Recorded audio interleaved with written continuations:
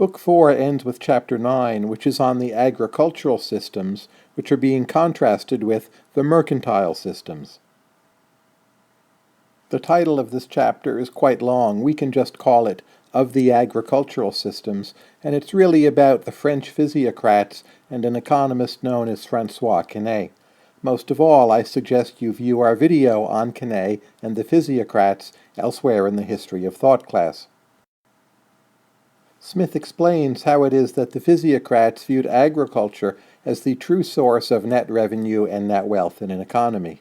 I would argue, in fact, that Smith's exposition of the physiocrats, in fact, is easier to follow than the physiocrats themselves. And you can see, of course, how this contrasts with the mercantile system, which is looking to trade and exporting as a source of net gain. The system of the physiocrats was stressing that it's agriculture which needs to be freed up rather than artificially encouraging industry, and as I've mentioned before, this is a view that had really a significant influence on Smith. Smith lays out what he sees to be the physiocrats' argument for free trade.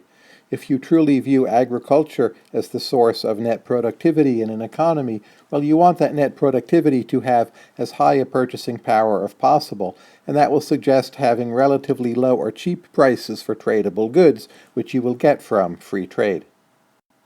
You'll note that Smith's own case for free trade in fact encompasses this point, but is actually a fair amount broader. After a great deal of exposition of the views of the physiocrats, Smith indicates where he parts company, and that has to do really with the manufacturers and merchants. The physiocrats see those groups as essentially sterile or unproductive, and Smith makes some arguments that the physiocrats are underrating the role of manufacturers and merchants. In particular, Smith notes that these individuals, they maintain their basic capital, and thus they are more productive, say, than menial labor. He notes that they produce useful goods and services, and he stresses that manufacturers and merchants further the division of labor in an economy.